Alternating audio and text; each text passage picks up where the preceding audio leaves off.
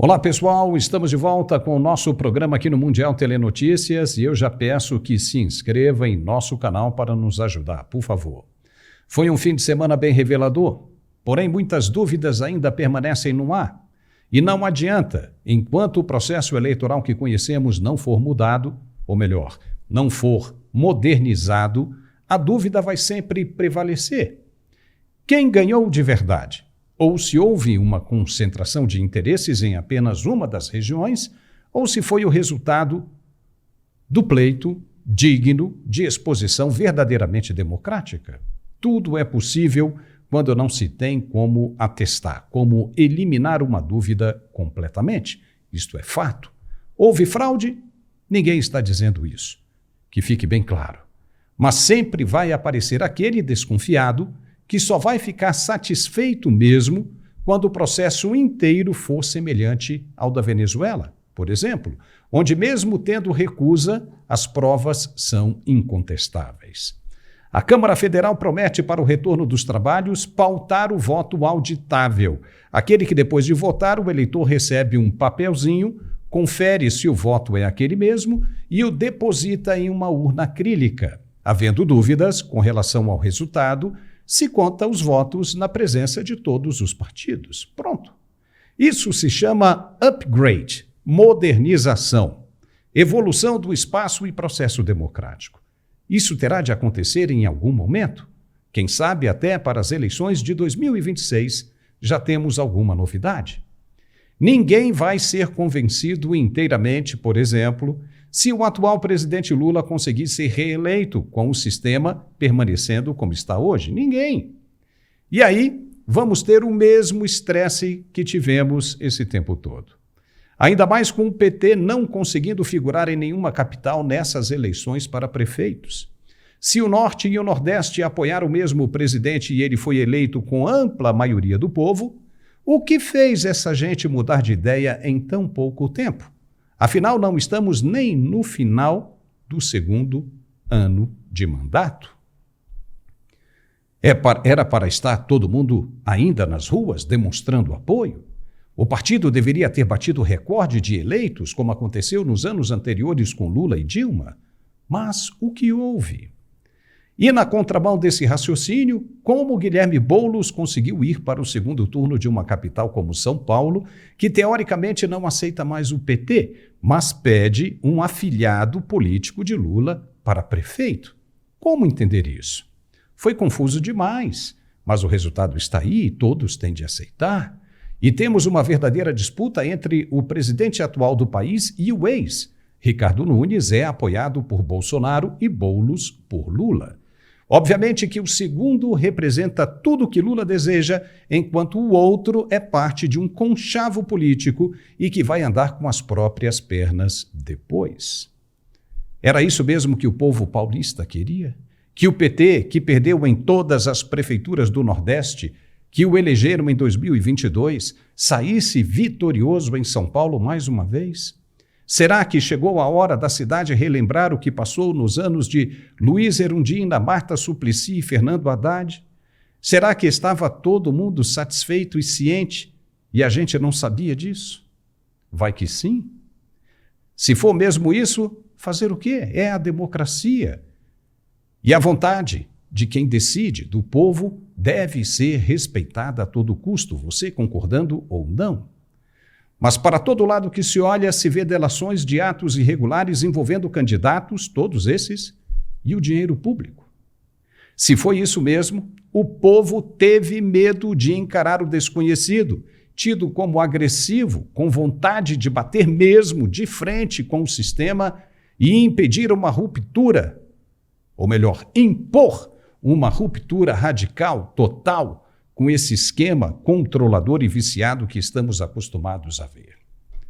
O presidente de El Salvador, Nayib Bukele, encontrou essa mesma resistência do sistema lá no início, quando assumiu o poder.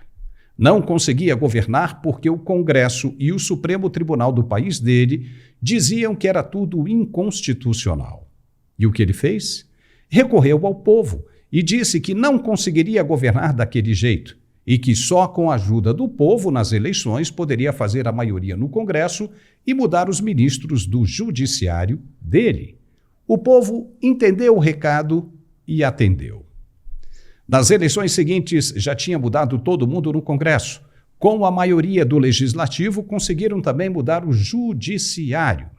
E hoje o povo desfruta do que pagou para ver. Vive longe da violência no país mais seguro da América Latina. O brasileiro parece não ter entendido nada, não entendeu o recado.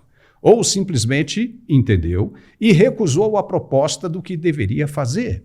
O PSD, partido de Gilberto Kassab e Rodrigo Pacheco, foi o maior vencedor dessas eleições, mesmo havendo uma campanha para não votar no 55. Lembra disso? Não adiantou. O povo tem o que merece e o que pede, e tentar mudar isso é dar um murro em ponta de faca. Já estamos convencidos disso. O partido detém o maior número de senadores, ainda em dúvida se vota ou não pelo impeachment do ministro do STF. Como saiu forte, pode agora simplesmente ignorar o apelo dos parlamentares de oposição. E pela primeira vez podemos vislumbrar que a situação pode sim ficar exatamente do jeito que está. E mais uma legislatura sendo eleita em 2026 apenas para figurar como marionetes do Poder Judiciário. E quem toca o ritmo dessa banda, por incrível que pareça, é o povo brasileiro, que não consegue entender o poder que tem na ponta dos dedos. É um povo imaturo e que ainda precisa de muito, mas muito mais para aprender a votar nesse país. Vamos fazer agora um intervalo para dar o recado de nosso apoiador. É para quem ainda anda dolorido, com dores por todo o corpo provocado por esse estresse que estamos passando todos. O produto dele é muito bom. Preste atenção no recado do Andrei Andrade. Vai daí, Andrei. Para mim tem sido muito bom, graças a Deus tem aliviado bastante as minhas dores. E além de ter aliviado as minhas dores, eu tenho dormido muito bem, entendeu? Porque eu não dormia, porque acho que as dores incomodam, né? E a gente acorda toda hora que a gente vai se virar, se mexer. Mas, sinceramente, nossa, tá assim sendo uma bênção, tá? Muito bom mesmo. Olá, Paulo! É um prazer estar aqui mais um dia, mais uma vez, para destacarmos a eficiência desse produto maravilhoso. E você acabou de acompanhar, gente, mais um depoimento real, sincero, de um cliente, de um telespectador que usou o produto, melhorou e, graças a Deus, hoje não sofre mais com dor. É isso que eu quero para sua vida, é isso que eu quero que você tenha em casa. Um produto que vai trazer para você qualidade de vida, um produto que vai acabar com as suas dores rapidamente. Porque, gente, quem tem dor tem pressa, quem tem dor não quer esperar, quem tem dor não quer ficar gastando dinheiro com medicação de farmácia. E por falar em farmácia, gente, muitas pessoas ficam presas nesse sistema de farmácia. Gente, entenda uma coisa, para farmácia não é interessante que você tenha cura. Sabe por quê? Se você tiver cura, você não gasta com tratamento. Se você tiver cura, você não gasta com remédio. Então para eles é extremamente importante que você use mesmo a química, porque a química, ela dá um efeito na hora, né? O efeito acaba e a dor volta de novo. Aí você compra mais e aí volta de novo. Chega uma hora que essa química já não faz mais efeito e aí você procura o quê? Uma química mais forte. E aí fica nessa. Você nunca sai desse sistema. Fica escravizado. E não é isso que eu quero pra você.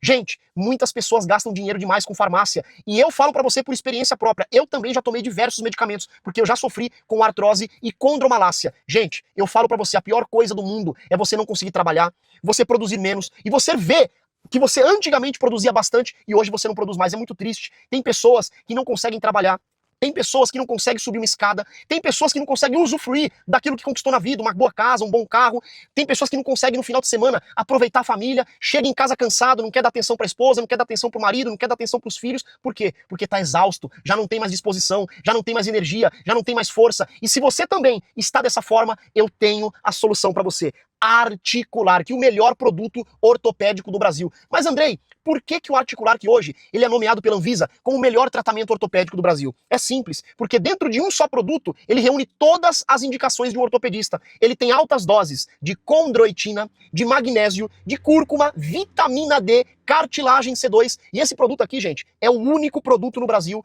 com ácido hialurônico ortopédico. Para quem não sabe, o ácido hialurônico hoje é o que reformulou a ortopedia. É o que hoje é de melhor no mercado. Por quê? Quando você tem desgaste acentuado, por exemplo, tá batendo osso com osso, o ortopedista faz a ressonância, descobre o desgaste, ele vai te dar duas opções. Primeira, e não utilizada muito, é a cirurgia, é a prótese. Segundo, infiltrações com ácido hialurônico. Preenchimento do espaço vazio, do buraco, da falta de cartilagem com ácido hialurônico. Gente, os atletas profissionais, por exemplo, de futebol, quando tem uma lesão, quando tem um desgaste, eles fazem a infiltração para recuperação rápida. E é isso o porquê do produto ser o melhor tratamento, porque dentro da cápsula já tem o ácido hialurônico, então você não vai precisar passar por esse procedimento desconfortável que é uma aplicação. Só quem já aplicou sabe a dor que é, sabe o processo dolorido e também dói no bolso, viu? Porque é caro. Cada infiltração a média de R$2.000. Então você que está me ouvindo, você vai economizar e ainda vai ter um produto para o seu dia a dia ficar muito melhor.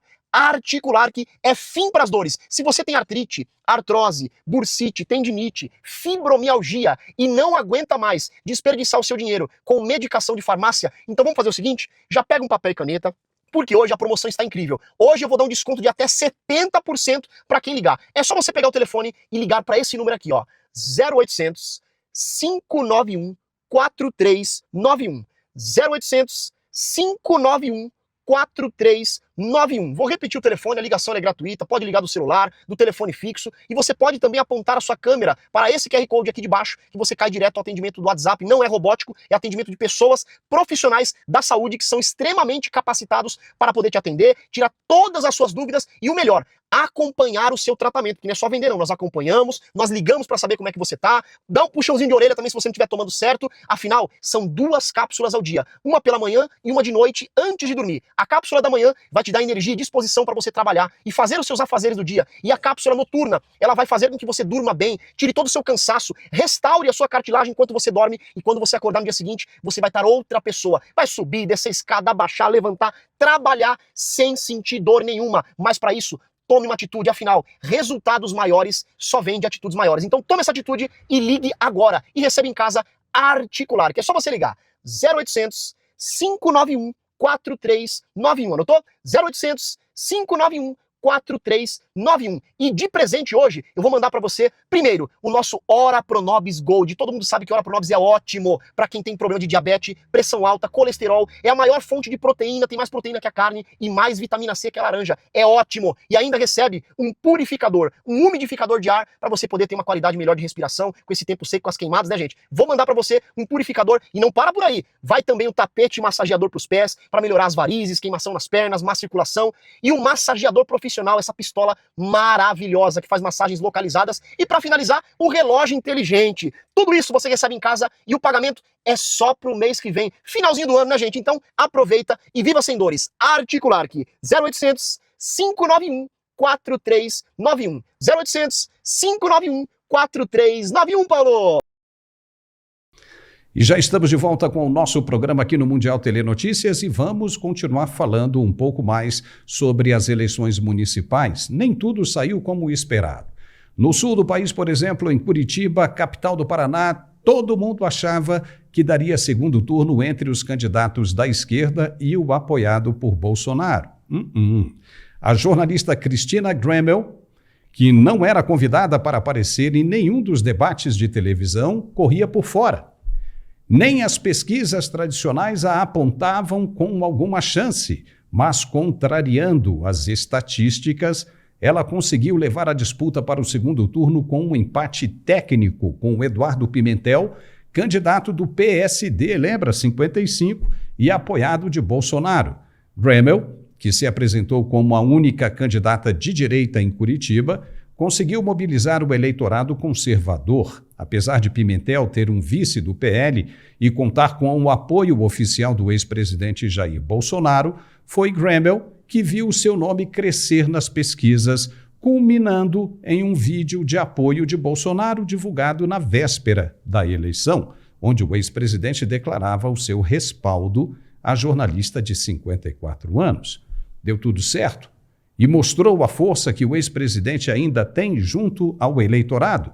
Depois desse apoio, a probabilidade de Cristina se tornar a nova prefeita de Curitiba é muito grande. E para falar mais sobre essa situação em Curitiba, São Paulo, Rio de Janeiro e demais capitais, é que nós vamos conversar agora com o nosso analista de geopolítica, mas que também conhece muito do contexto nacional, Gerson Gomes. Gerson Gomes, nós sabemos que você está aí, em zona de perigo na Flórida, com o furacão Milton prestes a tocar o solo. Quando isso acontece, é um risco imenso. Esperamos que você esteja bem seguro por aí. Na sexta-feira, você trouxe a informação de que Cristina Gremel iria para o segundo turno com o Pimentel. Muita gente duvidou disso, mas aconteceu exatamente como nós comentamos aqui, como você falou. O que você tem a dizer agora sobre o desempenho dela? Seja bem-vindo.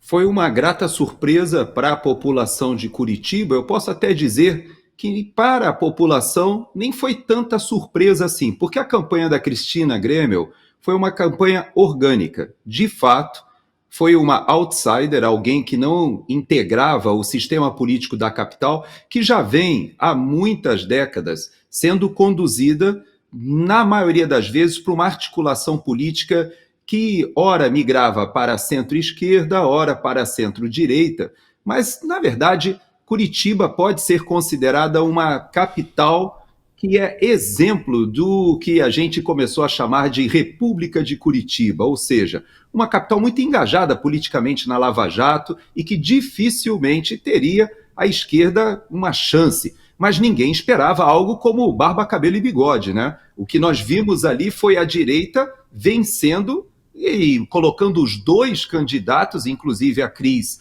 crescendo exponencialmente nos últimos dias, participou do último debate da Rede Globo e, com isso, foi avassaladora a sua ascensão. E, inclusive, o candidato da esquerda, que era apoiado pelo PT, que chega em terceiro lugar, teve um desempenho muito pequeno. O que nós temos hoje ali em Curitiba é um desafio para o amadurecimento da própria direita, né, Paulo? Nós teremos a oportunidade de, nesse segundo turno, encararmos o que é o voto orgânico conservador daqueles que enxergam o trabalho da Cris Gremel, que foi, inclusive, uma das jornalistas mais corajosas do país, que entrevistou as vítimas do 8 e 9 de janeiro, conversou com os familiares, sempre apoiou muito a Associação dos Familiares e Vítimas do 8 de janeiro, trabalhou, inclusive, na questão do impeachment do Alexandre de Moraes, ou seja, alguém muito corajosa de se colocar contra o sistema em Curitiba. E, por outro lado, nós temos o próprio presidente Bolsonaro, como você falou, que reconhece o trabalho da Cris, ele sabe que ela é uma representante do pensamento conservador, ele tem uma estratégia estabelecida para o país inteiro, que contemplou São Paulo, que contemplou o que aconteceu também em Curitiba, mas a gente não pode esquecer, Florianópolis, por exemplo, o PSD venceu, ou seja, se reelegeu, mas Florianópolis tem 3 senadores apoiando o impeachment do Alexandre de Moraes. É o estado talvez mais de direita que temos no país. Então, esse candidato do PSD, que era o prefeito que se reelegeu no primeiro turno logo, na verdade, é um PSD ligado ao bolsonarismo. Da mesma forma, nós vimos vários candidatos do PSD surfando. Houve, sim, várias coligações do PL com partidos como o MDB em Porto Alegre, como até mesmo em Palmas, Tocantins, ou no norte do país, como o Boa Vista.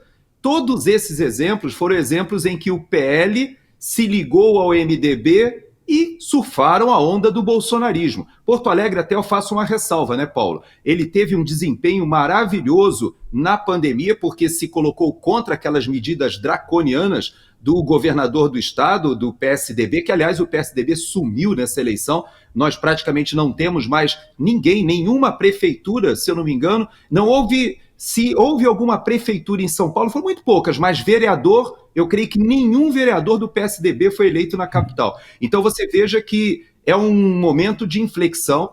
De fato, você fez essa provocação, o PSD é o partido que sai com a maior quantidade, provavelmente, de prefeituras, mas a gente precisa depurar um pouco esses números, porque há 2 PSDs, né, Paulo? Existe o PSD que surfa a onda Bolsonaro, e existe o PSD alinhado ao PT, que está junto ao governo, com 3 ministérios e que segue as ordens do Kassab. Vamos ver como é que vai ser essa queda de braço. Mas todos eles estão sob a presidência de Kassab. E isso é que está pegando. Já que nós falamos em São Paulo, muita gente acreditava que daria Pablo Marçal no segundo turno. O que houve, na sua opinião, Gerson? É interessante que você fez essa provocação da questão do sistema eleitoral e, de fato, existem 2 assuntos que agora, passadas as eleições, entre o primeiro e o segundo turno, nós precisaremos retomar. Um é, com certeza, a questão do voto auditável ou da contagem pública de votos, que é como a gente pode considerar, que você fez essa provocação muito inteligente, porque, veja só, não se compreende por que um país da dimensão continental como o Brasil, já há 2 eleições, há um sistema centralizado em Brasília, no TSE, fazendo o cômputo dos 5 mil, mais de 5 mil municípios do país inteiro. Por que isso não é feito nos TREs como antigamente? Então, já paira aí uma dúvida que poderia ser plenamente sanada se nós tivéssemos, como você bem disse, a comprovação. E eu queria fazer uma retificação na sua fala logo no início, porque você falou que o eleitor ele recebe o comprovante do voto, confere e deposita numa urna. Não é esse o nosso processo. Esse é o processo da Venezuela, você está correto. Sim. Mas no Brasil, o processo brasileiro, existe a impressão do voto, o eleitor confere sem ter acesso àquele papel, e o papel é picotado e cai direto na urna, ou seja, é mais seguro, porque não existe como você pegar aquele voto, alguém fotografar, você vender, né, o seu voto tendo como um comprovante, ou, quem sabe, sair com um comprovante no bolso. Não existe essa possibilidade.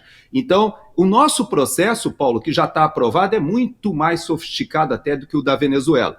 E eu creio que você tem razão. Nós não chegaremos a 2026 com esse modelo vigente que paira essa dúvida. Agora, eu digo para você que algumas coisas podem ter acontecido em relação a Pablo Marçal. Obviamente, aquele laudo que foi apresentado ali na última hora e que suscitou, inclusive, uma intervenção do ministro Alexandre de Moraes no processo, ele nem do TSE pertence. E ele resolveu interferir no processo, chamando 24 horas para o Pablo Marçal se explicar por que ele publicou no Twitter, no X, o que é um absurdo, atropelou a Carmen Lúcia, atropelou o TRE, ele não tem mais nenhuma injunção, ou não deveria, no processo eleitoral, mas fez. Apesar disso, também houve a questão da própria cadeirada, que houve muita gente que entendeu que ele manipulou um pouco, fez um teatro, havia uma desconfiança. Agora, não podemos deixar de considerar o seguinte, né, Paulo? Ele chegou ali na reta final, quase passando ao segundo turno, e provou que a capital paulista, ao contrário do que se dizia, sim, tem grande parte da população insatisfeita e querendo mudança. Vamos ver se haverá uma convergência agora junto ao candidato apoiado pelo presidente Bolsonaro, pelo governador Tarcísio, é importante que se diga, e a população escolhe alguém que não vá infletir a gestão da cidade para a esquerda, como seria o caso do Boulos, na minha avaliação, seria um desastre. E agora mais uma provocação, como é que você viu essa surra que a esquerda tomou no país inteiro? O ex-presidente Bolsonaro mostrou que ainda está bem forte depois de tudo isso, né? É verdade. Você veja, eu fiz a cobertura das eleições no Brasil inteiro, nós fizemos uma programação em tempo real, cobrimos toda a apuração na Rádio Auriverde, junto com o Braddock Show, e essa cobertura eu tive a oportunidade de perceber que existem nuances. Essas nuances precisam de uma decantação, uma análise melhor.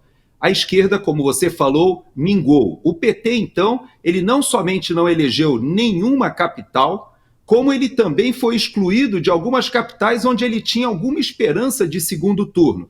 E ainda aquelas cidades expressivas que ele tem possibilidade de um segundo turno, a gente viu ali candidatos do PL aparecendo surpreendentemente em redutos eleitorais de caciques já consolidados. Por exemplo, Belém. Você viu o que aconteceu ali no reduto da família do Barbalho, ou mesmo em Fortaleza, em que a gente teve um jovem do PL e, impressionantemente, ele foi cassado como deputado estadual, foi perseguido, não abaixou a cabeça, assumiu a liderança do PL estadual, concorreu à capital de Fortaleza e passou o segundo turno liderando. Então a gente teve alguns exemplos, Paulo, que mostram que o Nordeste, o norte do país, não estão totalmente dominados. Inclusive tivemos casos nas Alagoas e na Sergipe, várias situações em que a gente poderia dizer, ué, mas ali não é o domínio da esquerda?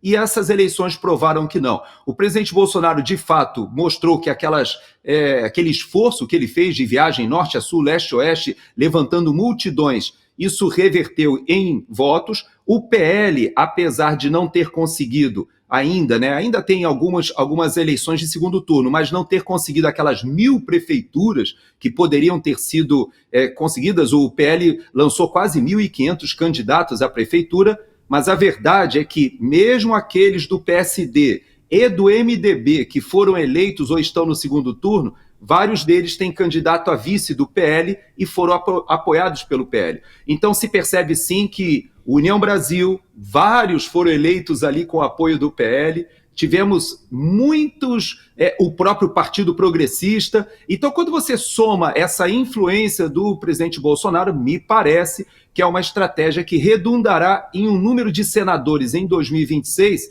que, sim, podem assumir a liderança e a presidência da casa em 2027, em fevereiro de 27. Então, são alvissareiras as notícias, pelo menos os números que emergem desse primeiro turno. Ok, agora já aconteceu, né? A parte do ex-presidente foi cumprida, resta saber agora se a outra parte também vai cumprir o acordo, né? E a campanha contra os 55, que acabou não dando certo, Gerson? O partido conseguiu fazer o maior número de prefeitos no primeiro turno. O que foi que aconteceu? Foi a força de Bolsonaro? Maior do que aquela força negativa?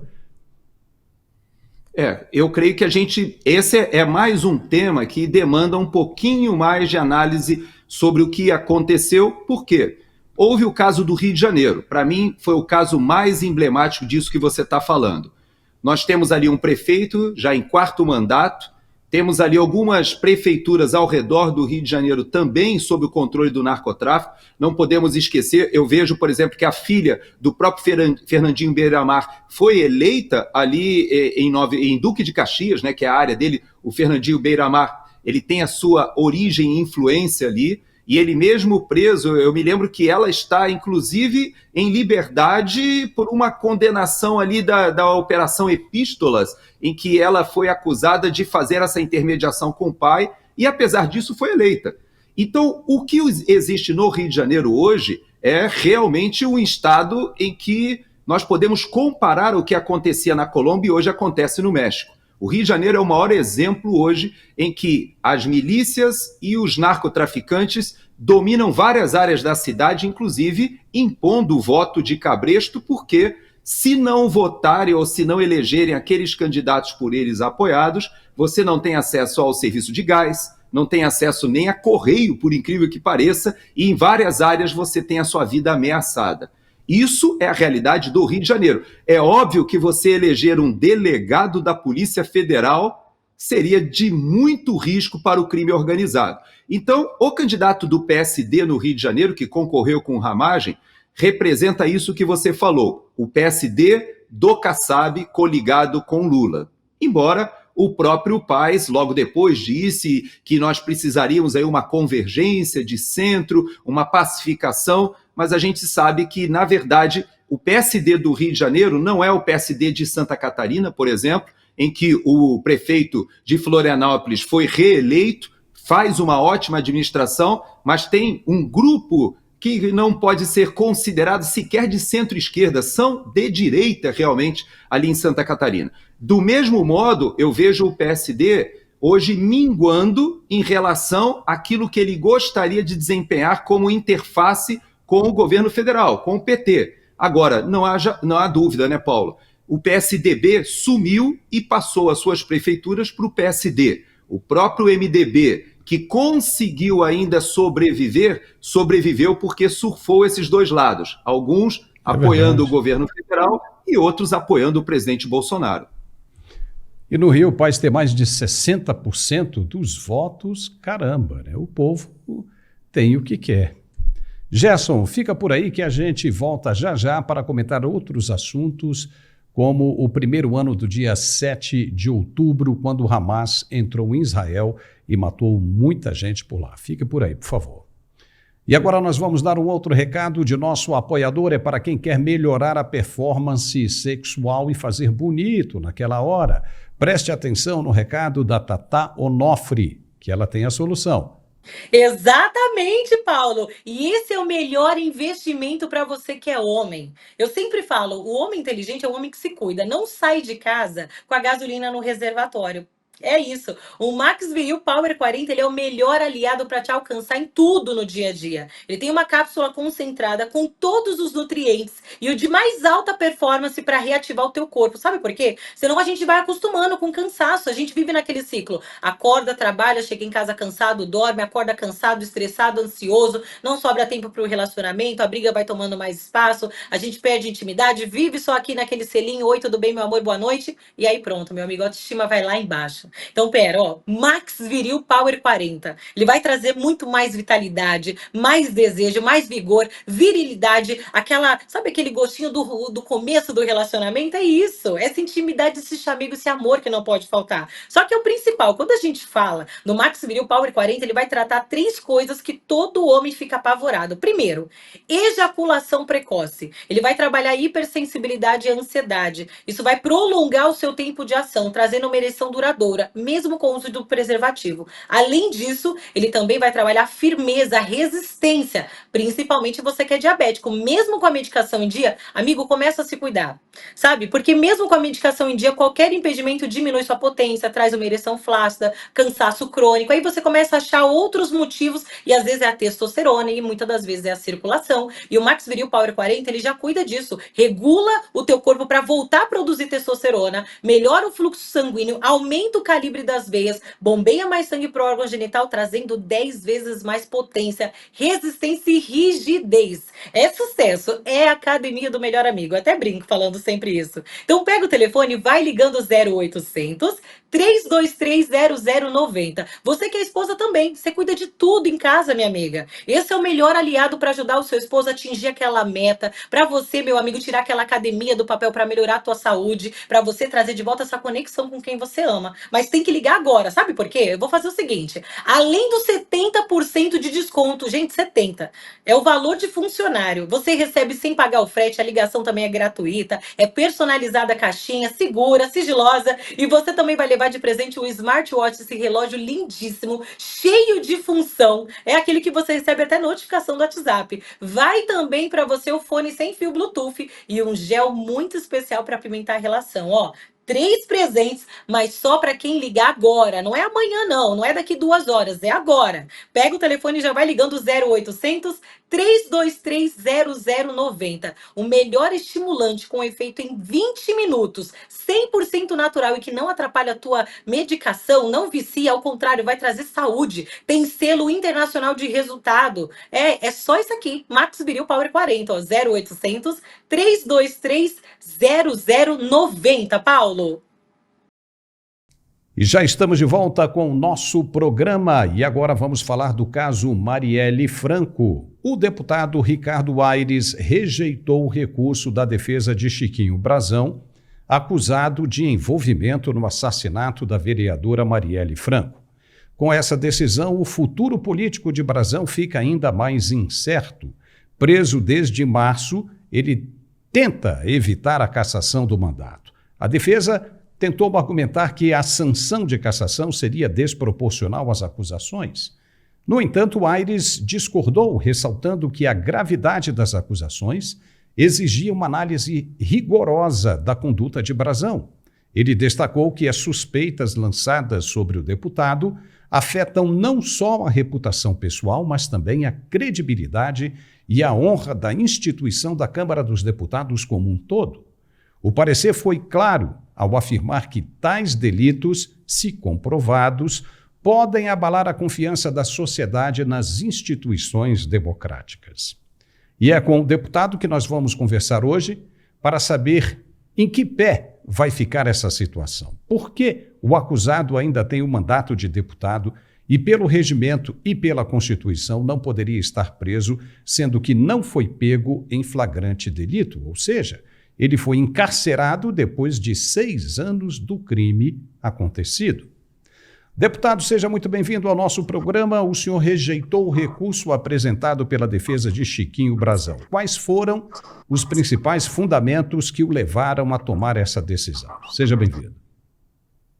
Obrigado. Para mim é um prazer poder participar deste programa e trazer aqui todas as informações sobre esse caso que ganhou notoriedade pela relevância política e social do tema discutido e debatido por toda a sociedade e, claro, também pela Câmara Federal.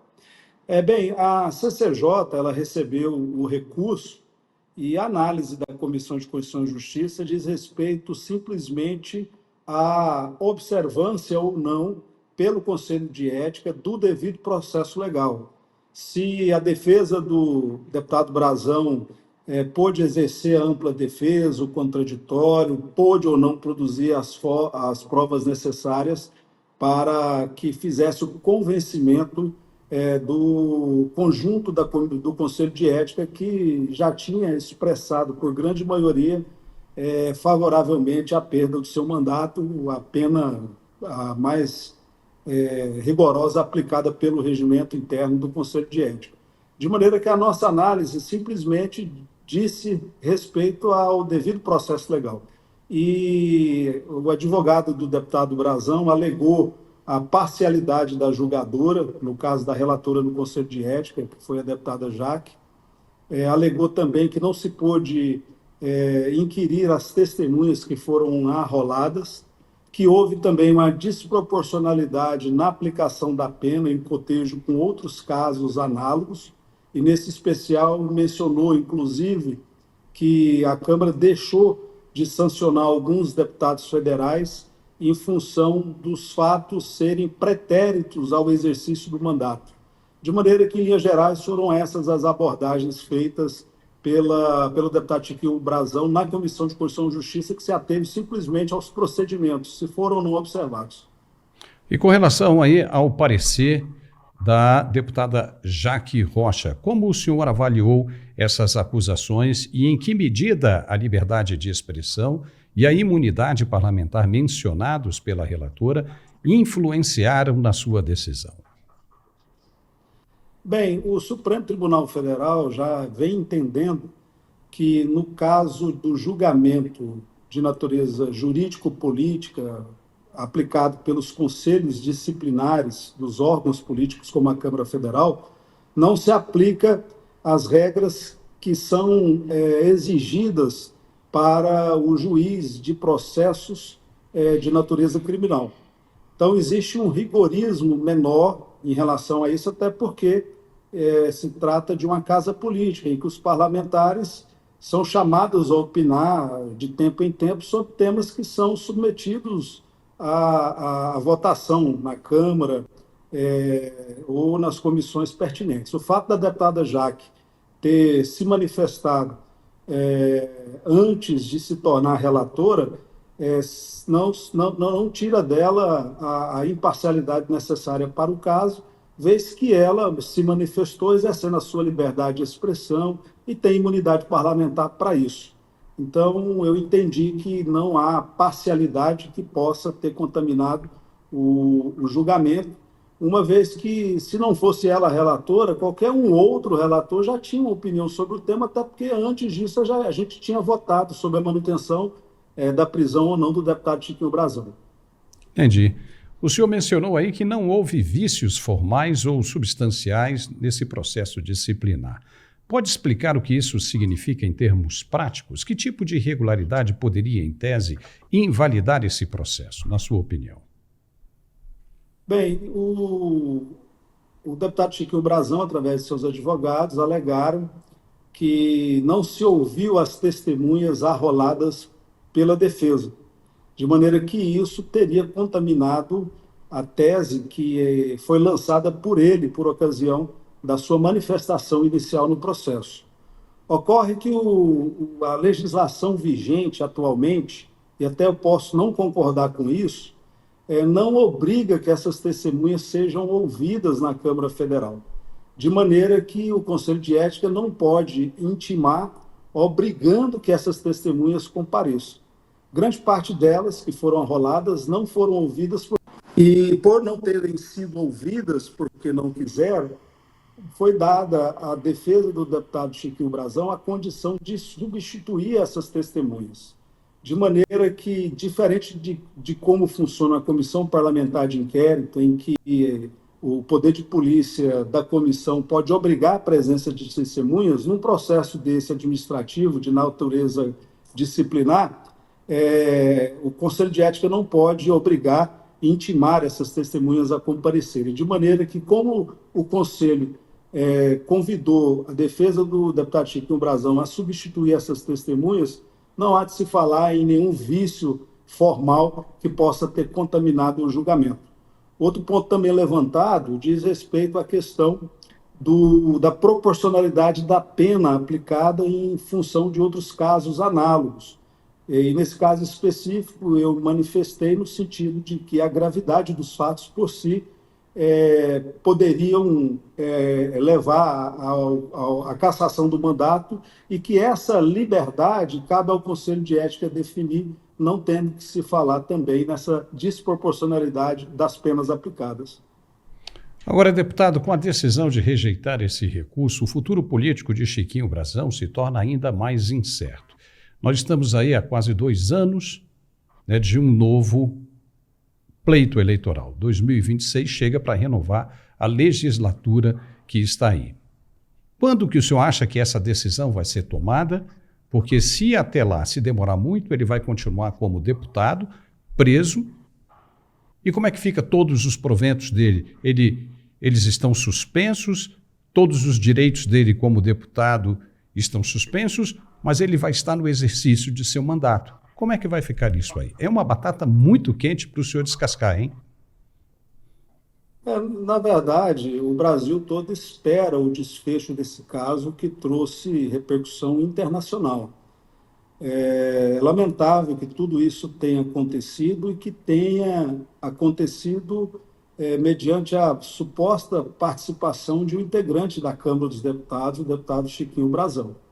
O que está em jogo aí é a credibilidade do parlamento brasileiro, é a política como instrumento de pacificação social, e a gente precisa entender que nós devemos ser força de exemplo para a sociedade.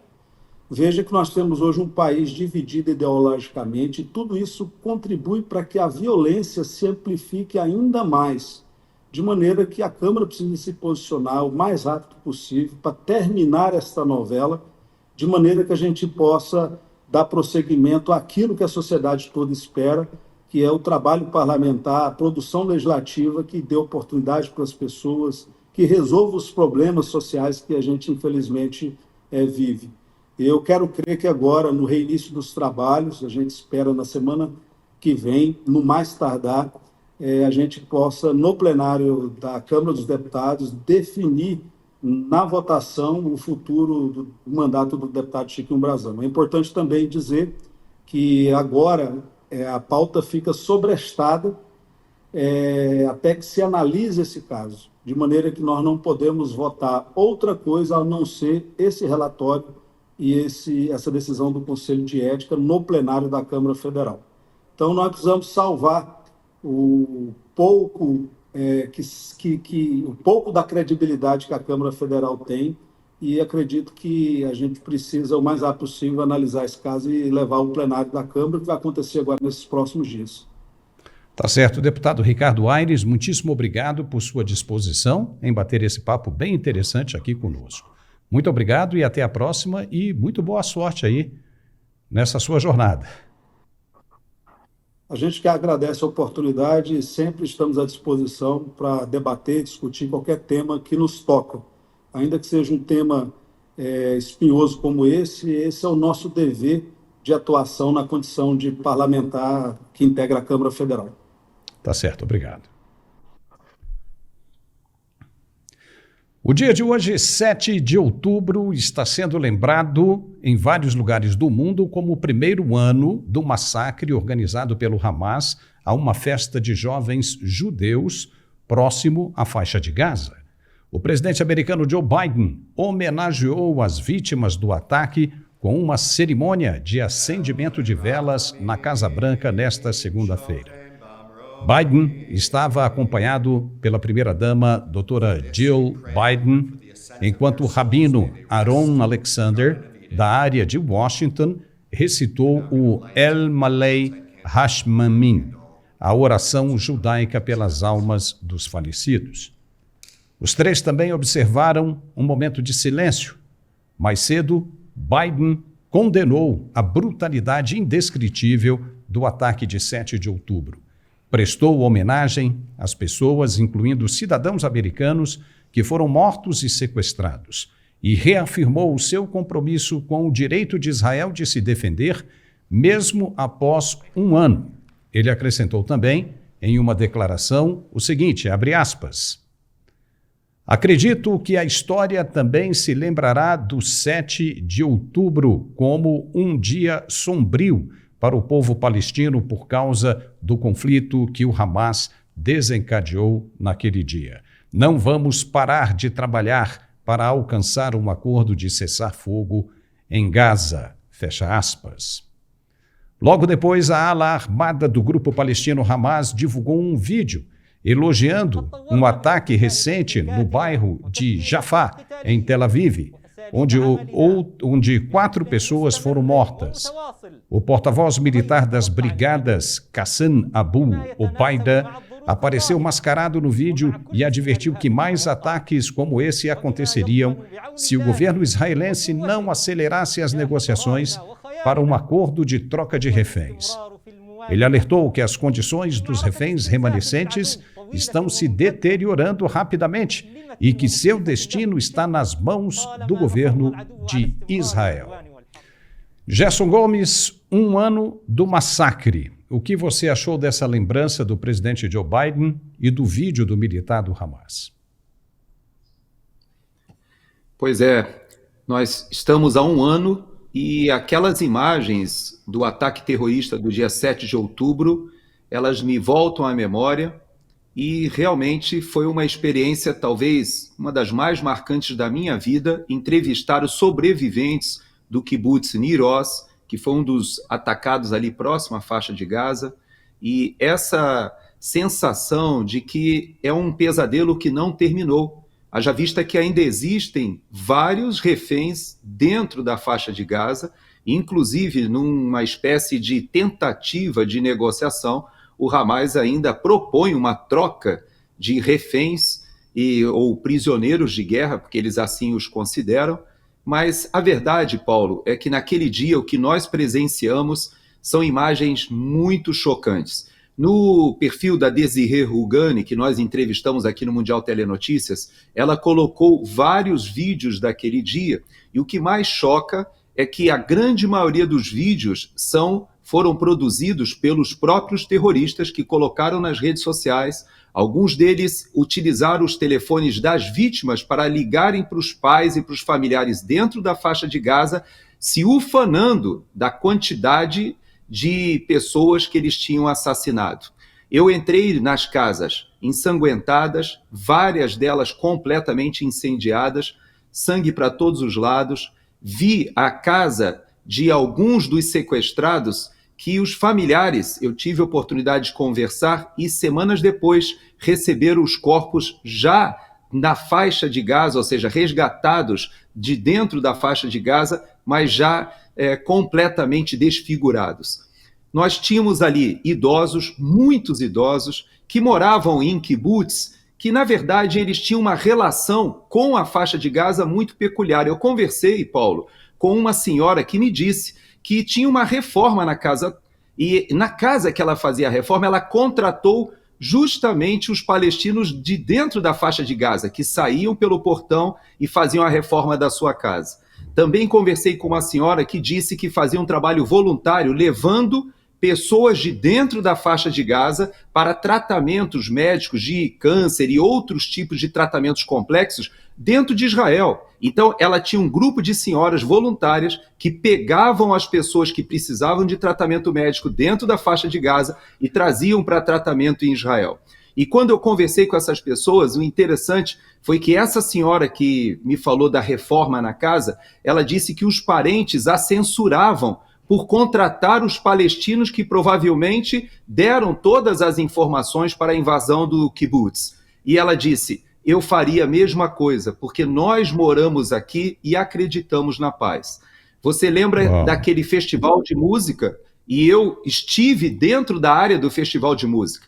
E foi impressionante. Foram milhares de pessoas ali que foram atingidas, não somente tiveram que sair às pressas, correndo, mas foram traumatizadas pelas mortes e pela tentativa de resgate de vários jovens que foram mal sucedidos. Então, é algo que é uma ferida aberta, viu, Paulo? E eu tive contato hoje com pessoas ali de Israel, eles choram aquele dia, porque foi o dia que deflagrou tudo isso que a gente está vivendo ali no Oriente Médio, de 6 de outubro a 1 ano até agora. E mais de 1.200 pessoas mortas, e agora tem esse vídeo desse líder do Hamas pedindo que o governo de Israel acelere o processo de troca de reféns para que esses reféns, os remanescentes, não acabem perdendo suas vidas também. Realmente é muito triste, depois de 1 ano que a coisa aconteceu, ainda está latente. É lamentável. E Gerson, e agora para a gente encerrar, uma boa notícia. Os cientistas americanos Victor Ambros e Gary Ruvkun ganharam o Prêmio Nobel de Medicina de 2024 pela descoberta do microRNA e seu papel crucial no desenvolvimento e funcionamento dos organismos multicelulares. Foi o que informou o comitê do prêmio nesta segunda-feira, 7 de outubro. A Assembleia do Nobel afirmou que os laureados descobriram uma nova classe de pequenas moléculas de RNA que desempenham um papel fundamental na regulação de genes. E a descoberta revolucionária revelou um princípio completamente novo de regulação gênica que se mostrou essencial para organismos multicelulares, incluindo os seres humanos, disse a Assembleia. O trabalho dos cientistas ajudou a explicar como as células se especializam e se desenvolvem em diferentes tipos, como células musculares e nervosas, mesmo que todas as células de um indivíduo contenham o mesmo conjunto de genes e instruções para crescer e sobreviver. Gerson Gomes, que notícia legal essa, hein? Os cientistas com essa descoberta chegam agora mais perto do entendimento das células cancerígenas, por exemplo. O que você achou? É uma notícia alvissareira, não tem dúvida, mas eu gostaria de apresentar 2 contrapontos. O primeiro é que aqui nos Estados Unidos, hoje, durante a campanha eleitoral para a presidência da República, o líder do Partido Democrata e sobrinho do presidente Kennedy assassinado, e que agora aderiu à campanha do presidente Trump, ele prometeu que desempenhará um cargo no próprio governo para tratar da questão da saúde da população americana. E ele toca nesse aspecto que você levantou, que é uma indústria que existe aqui nos Estados Unidos ao redor do câncer. Então, é muito alvissareira essa descoberta, porque ela pode avançar em tratamentos, inclusive, mais baratos, e hoje, aqui, de fato, existe um lobby da indústria farmacêutica muito forte, que nós vimos na própria pandemia como atuou. E o segundo contraponto que eu queria te fazer é que, embora nós tenhamos exemplos dignos e virtuosos como esse que você está citando, 2 médicos americanos que avançam em algo que pode reverberar para toda a sociedade do planeta, nós também temos que pontuar que hoje, tristemente, nós lembramos que há poucos dias foi apresentado que a agência da ONU, que trabalha dentro da faixa de Gaza, uma agência para refugiados, que na verdade fomentou, ajudou e também trabalhou no ataque do 7 de outubro, isso já está provado, existem imagens, inclusive, de pessoas que atuavam como professores, como agentes das Nações Unidas,